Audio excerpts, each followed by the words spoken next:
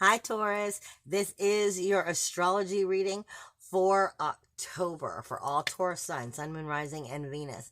Also, if you've never watched the videos before, I like to throw out there every once in a while.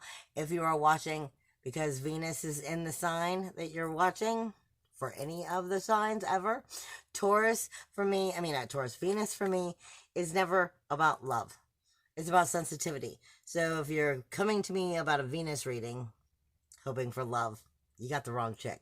I'm sorry, I'm just telling you so you don't waste any more of your time.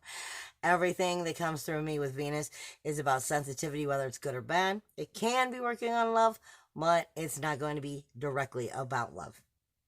With that being said, you guys definitely have magical energy going on.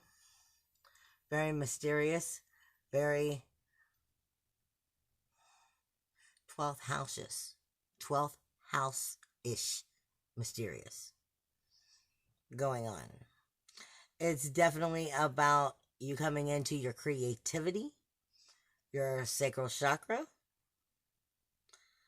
believing in yourself. There is some grief, sorrow, shame, and blame within the relationship zone. Some family issues that are dealing with. I'm getting sexual frustration too, and I don't mean like with family issues. I feel like family issues are on a completely different level as relationship.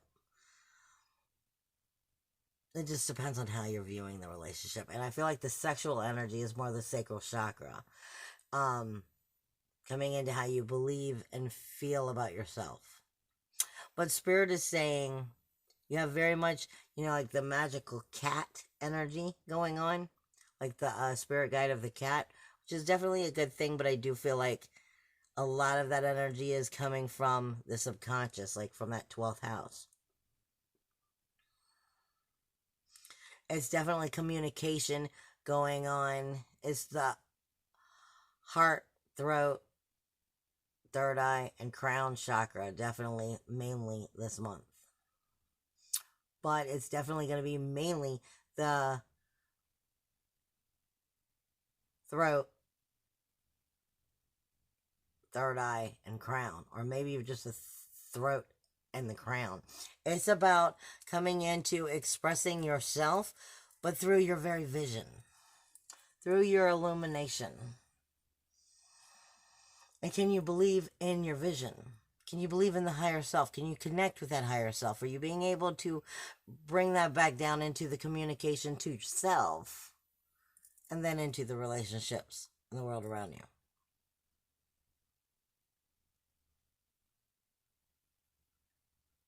Anything else? Something's going on also in the 10th house right off the bat, because they keep bringing me over to authority, duty, responsibilities.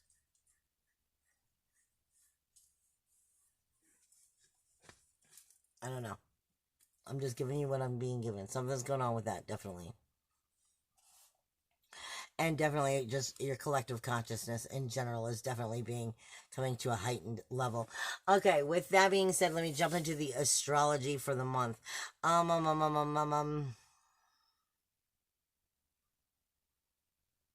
It's also a sunlight.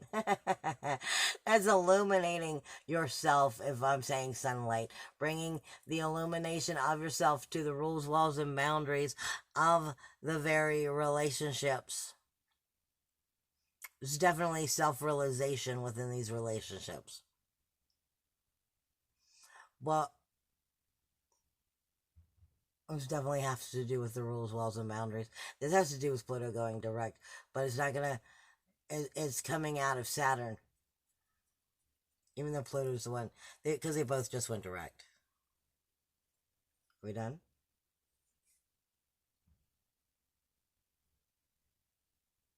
Yeah, I think we're done. Okay, now this is for October for all Taurus, Sun, Moon, Rising, and Venus signs. There's definitely a sensitive month. And I'm being told actually to step back into your 12th house first before I even go through all of your astrology. Because as a Taurus sign, right now you have Uranus in your first house. Independence, individuality, uniqueness, freedom, self-worth, self-value, self-esteem.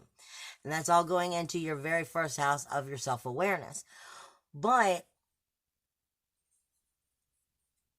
let's just put it this way. From now until 2026, Chiron is going to be traveling through Aries, which is your 12th house. And he's definitely putting emphasis on the self-awareness of Uranus, independence, individuality, uniqueness, freedom, self-worth, self-value, self-esteem in your first house of your self-awareness, your physical body, personal appearance, your identification, your image, and how you view life. It's the very core of who and what you are. And Chiron is definitely forcing energies upon Taurus's Uranus right now. You also have Vesta, which is in your first house, which happens to be in retrograde. So your soul fire is only communicating with you about what it's lacking in that independence, individuality, uniqueness, self-worth, self-value, self-esteem, your inventive self. It's only communicating with where it's lacking or where you are finding your inner fire and how to keep it flourishing. And the reason I'm pushing this so hard is because they keep giving me 2026. And that has to do with when Chiron comes into Taurus. Okay, so until it comes into Taurus, Chiron, the wounded healer, is in your 12th house. And he's definitely going to be pushing on you, acknowledging these very things that Taurus is trying to acknowledge. So it's kind of like a double whammy from the front and the back.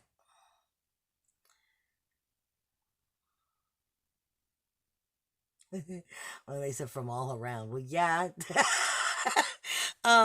It's well, yeah, all over. I know it's the same, but it's the unconscious, hidden selves, the karmic debts, the self-deception, the self-sacrifice, the self-sabotage. It's the self-undoing of the bad habits that created the bad habits, holding on to the grief, sorrow, shame, and blame that keeps you from believing in yourself and finding that self-worth, self-value, self-esteem, confidence. And you're coming into it trying to mature and grow. And you're getting it from the first house and from the 12th house. So it's definitely going to be coming on you about maturing and growing into your higher self very boldly between now and 2026.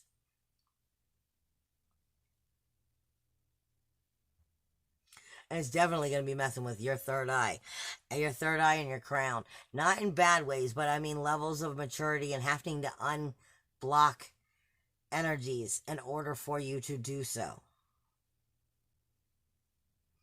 And I know this is only supposed to be about this month, but they're throwing all of that at me right now. Okay. Now, before I get any further, let me explain. I'm going to go over all 12 houses. I'm going to try to throw it in a half hour's worth of time. So I'm trying to only make it a half hour worth of the reading. Go through each house and explain the best I can so you know what's going on for the month. I'm going to give you the highlights, the limelights of the month so you know what's up, and then send you back out on your way. So by any chance, if you want something more in detailed, something more in depth directly to you, you can always look at the description box below, and then you'll be able to figure out how to set up your own appointment with me, whether it's tarot, astrology, shamanic, whatever. But I'm trying to make the videos try to be around a half hour. However, if I can't make it that half hour mark, then I will do a part 2. And I won't short you anything, so I'm just making sure. Depends on how much I talk. All right, for the first part of October, the limelights more or less are obviously on the 3rd, Pluto is going direct. But what nobody is talking about is Pluto is going direct, and that is a very powerful thing. It's also going to be catching up with Saturn. Or Saturn's going to be trying to catch up with it. They are going to be coming together shortly. Not quite yet, but shortly enough. And they're definitely illuminating each other. But right now they're both in shadow, even though Pluto hasn't quite gone direct until the 3rd.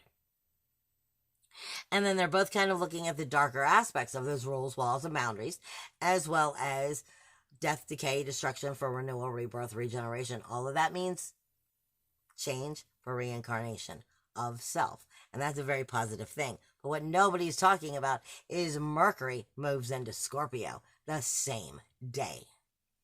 Okay, bringing your communication into the very sensitive Scorpio. Now, on the 4th, you have Mars, which is moving into Libra. Libra still has Haumea there and Make there, as well as the Sun until the 23rd. So that's your collective consciousness. And where are you on the lotus flower of the relationships? Are you still in the muddy, murky mud? Are you still in the swamp? We'll get there in a minute. On the 8th, you have Venus moving into Scorpio with Mercury. Okay, hold on. Don't forget, Mercury goes retrograde at the end of the month, which means probably around the time of that full moon in Aries, Mercury is also going into shadow. Mercury has the full moon takes place in Aries on the 13th. This is why I'm saying Mercury will be in Scorpio in shadow until it actually goes retrograde with Venus. Okay, now you have the Sun, which is going to be moving into Scorpio, illuminating it while it's still in the shadow period. And then on the 27th, you have a new moon in Scorpio on Samhain, Halloween Day. It's going to be a very powerful day because it's Halloween in general. But then you have Mercury, which goes retrograde that day, as well as you have Jupiter, Ceres, and the moon all in Sagittarius within 3 degrees of each other. Very powerful day. Now, with that being said, you also have Pallas in Scorpio with everybody else. You have Ura, which is still in Virgo. And then I already spoke about the others. So we were already talking about your first house because Spirit wouldn't let me not. So, yes, your first house is Uranus and Vista. And you're feeling a lot of that very same energy coming out of Chiron and Medusa in the 12th house. I mean, the 12th house is all of your unconscious actions, your unconscious stuff. It's where I keep saying it's our skeletons that we put in the closet had so much shit that they started building their own skeletons in the closet. So it's the secrets we hid, the secrets from ourselves. Okay? And then where that's still holding on to grief, sorrow, shame, and blame. Self-sabotage, self-undoing, hidden self, karmic debts, unconscious mind, because we don't want to admit it. It's dormant. And it's trying to heal. But Eris is in that 12th house, also going, well, this is what I'm still holding on to, trouble, toil, strife, and also holding on to, where the injustice is. So it's pointing it out to Chiron. You're having a very similar energy in Taurus. Your 1st and your 12th house feels very much the same. 12th house is picking on you a little bit more. But I'm warning you, if you're getting this right, by the time you get to the 2026, this is going to be a whole lot lighter on you. Because you have Uranus that's here, okay, in the 1st house of your self-awareness, your appearance, your physical body, your image, your identification, your very personality and how you view life and how people view you. It's your core energy. Uranus, independence, individuality, uniqueness, freedom, speaking to you about your creative self. Soul fire is in retrograde going, where are we getting this right or wrong? So it's still kind of like a depth of growth here. One's just coming in from a much further reaching back into the cold, secrets in the closet, and then the other one's up close and personal. So you have coming at both ends and helping you to learn more about yourself, which is a very powerful, good thing. It's just also a lot to intake. In your 2nd house, you don't have anything there. So this also makes sense of why everything's hitting you right now so hard, because your 2nd house is your self-worth, self-value, self-esteem. It's also how you create and spend your money. But if you're in the 12th house healing and you're in that 1st house healing and you're getting in with that flow of your true self, then it's also going to start bringing the flow of that money to you because you're in the right flow of things. And it all comes down to self-worth, self-value, self-esteem, and being able to be creative and understanding who you are. And being aware of that very image of who and what you are. As you're coming into the third house is where the communication is for you. It's your communication house. It's also your siblings and your neighbors. It's your intellect. It's your details. It's your trivia. But it's your gossip, your phone calls, your delivery systems. It's everything that has to do with communication.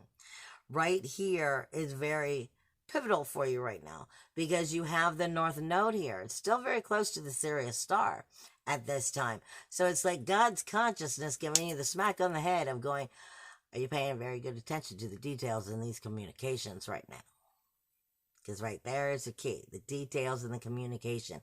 And remember, I'm talking about Mercury getting ready to go shadow. All right, so pay attention to very clear, distinct information and how are you communicating versus how is other people communicating, and watch the sensitivity in it. Pay attention to the details and the truths and make sure that you have very clear communication this month because I feel like that's very important for you. You don't have anything there supporting you or going against you. This is just normal, your way of communication. But like I said, with Mercury getting ready to go shadow in Scorpio, with Venus there, I'm telling you, your best bet is watch your word vomit, pay very clear attention, and keep your sensitivity at bay so that you can really pay attention to that communication zone, as well as listening to others, because it's not always about what we have to say. Now, I'm sorry. It's the North Node is here. I was thinking we were still in Gemini. But that's okay, because it's telling you everything you need to learn in order to get it right. The North Node is God's consciousness. So it's speaking to you about making sure you're paying close attention to these details. Same kind of thing. Paying attention to these details and acknowledge the right and the wrong ways of how to do it.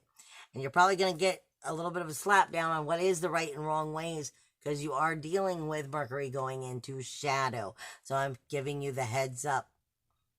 This is something to do with special visits. Details within visits. Details within visits and something to do with your roots. The roots of yourself. This is where we're going into the fourth house. Hold up. So, the fourth house is Leo for you. That explains. Okay. This is your inner emotional security. It is your home. It is your roots of yourself. Your true self. Let's face it, Leos, because I'm a Leo, we roar. I say all the time, when I stop roaring is when there's a problem. we typically roar. We're just very loud of who and what we are. This is how we create ourselves. So if your home inner emotional security is in Leo, you have no problem roaring about what it is that works for or against that inner emotional security. You're ready to stand in your roots and your true self. But what they're saying is with this energy coming in at this time, with the Sirius star still being so close to the North Node, it's all about making sure the communication is slow enough to pay attention to the details, because that communication will affect that inner emotional security, whether it's positive or negative, which will then turn around and affect the self-worth, self-value, and self-esteem. So pay attention to make sure that you're, communicating in healthy ways this month. Now, as you get into the fifth house, this is sacrifice and commitment, because Ura is here. Sacrifice and commitment is being put on the inner child, is being put on your pursuit of pleasure and how you enjoy life. Everything, speaks to you about everything that you do and you don't enjoy in life. Are you taking time to enjoy what is important to you? Ura is asking you to make the sacrifice and commitment to the enjoyment of life, to the pursuit of pleasure and your creativity and your inner child. Your inner child strengthens your inner emotional security. which then strengthens your very self-worth, your self-value, your self-esteem, and self-awareness. So this is all coming down to that energy right now. The sacrificing commitment is being asked of you to take time for you and what you enjoy in life. Then you have in the 6th house is Libra. You have your very collective consciousness in the 6th house, asking you about your everyday daily tasks, the mundane tasks, your patterns of life. And I say all the time that in your patterns of life, this is where our people, places, and things and the energy we consume of them. Does it support the pattern of your life? Is it a healthy pattern? Is the mundane everyday something that's working for you or against you? And this has everything to do with those people, places, and things and the energies of them that you are consuming on a daily basis. Because we think the mundane isn't as important because we do it so much, but it's really one of the most important things that gets us right with expressing our inner emotional security. It gets us right with expressing our inner child. It gets us right with, our pursuit of pleasure and enjoyment of life. And if we aren't adding these things into that everyday mundane tasks as our patterns, then we're going away from ourselves more and more. And it really all starts off with, are the people, places, and things helping us get to that very stuff, into our inner child, into our enjoyment, into our pleasure, into our inner emotional security. If we're not adopting that into our very mundane, then we're actually going away from ourselves, not to ourselves. And you have Euro there. I mean, this is speaking to us of having the sun here, having Mars here, having Haumea here, and make here. The very collective consciousness of the mundane. Is the mundane supporting all of that from before, those top 5 houses? Is it healthy? The sun is going to be illuminating these relationships that you have with the mundane, with your routines and the people, places, and things in them. Mars is going to be asking you, am I Mars the warrior or am I Mars the belly dancer? How confident am I? Am I secure in this energy? It's going to be speaking to the collective consciousness of the mundane, of the routines. And then it's going to be asking the one major question: is these routines taking place in the swamp, or are they taking place where the swamp starts to meet the air, or are they taking place where the lotus flower is blooming? Because this is the growth of the lotus flower. If the mundane tasks and routines and patterns are in the swamp, then you're doing it wrong. And there's something you need to be changing, because the idea is to be smelling the lotus flower. All right, your 7th house is Scorpio, right? 1, 2, 3, 4, 5, 6, 7. Yeah, and this is your relationship zone. Like I said, Mercury's going to be going retrograde at the end of the month in Scorpio, but around 13, 14, you can probably start feeling it shifted to the shadow energy, looking at those darker aspects and those mirroring aspects. You're going to have Venus here bringing sensitivity to that 7th house, relationships of all of its forms, whether it's lovers, family, children, working environment. I mean, I say all the time, if you have no money, you know about your relationship with no money. So what is going on in the relationships? And within these relationships, your sensitivities are going to be coming up. But the positive thing you have here, the sun is going to be illuminating the relationships for what they are. They are also going to be directly going across to your very first house of your self-awareness, not getting along with you standing in your independence, individuality, uniqueness, freedom, self-worth, self-value, self-esteem, and how you create that within yourself. Something about these relationships is like headbutting because they're in opposition. The whole point is if the relationship doesn't allow you to bloom into who you are, then it's not a relationship that's supposed to be there. It's a lesson then, and either you're not learning it or you don't want to learn it. But the whole point is the relationships in our life are lessons to get us on the right path or to help us continue the right path. So the relationship needs to be something that's helping you find your true self-awareness, coming into a new level of depth of identification of yourself, not by losing yourself, but by finding yourself.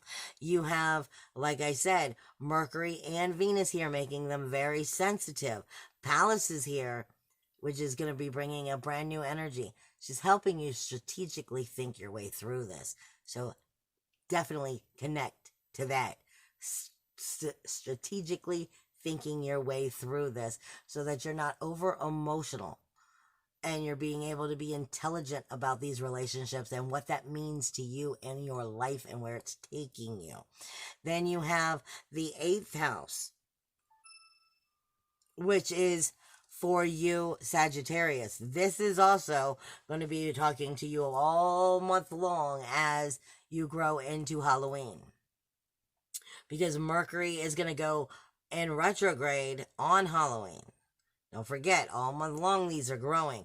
But Sagittarius happens to be where Saturn is and where, not Chiron, where Sirius is. The moon will be there on Halloween with it. But up until Halloween, you have Sagittarius, Saturn, and Sirius coming right up on it. Okay, this is your 8th house. This is still dealing with those relationships and if they're healthy for you or not. But by speaking to you about the rules in the relationships, the joint efforts, the joint finances, the joint resources, are they balanced? Are they healthy? Are they just? Are they capable of having a transformational healing? Are they capable of, being able to rebirth and grow and mature together by having that balance? You got Sirius coming in showing you the higher knowledge of what you haven't been seeing, because this is Jupiter. Jupiter is a higher knowledge and abundance in the relationship and what the responsibilities are.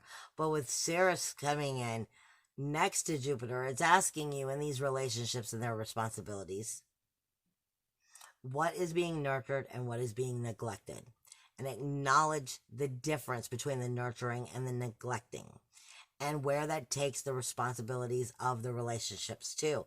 Because like I said, on Halloween, with the moon being right on top of the two of them, the subconscious of that is going to come to a fact.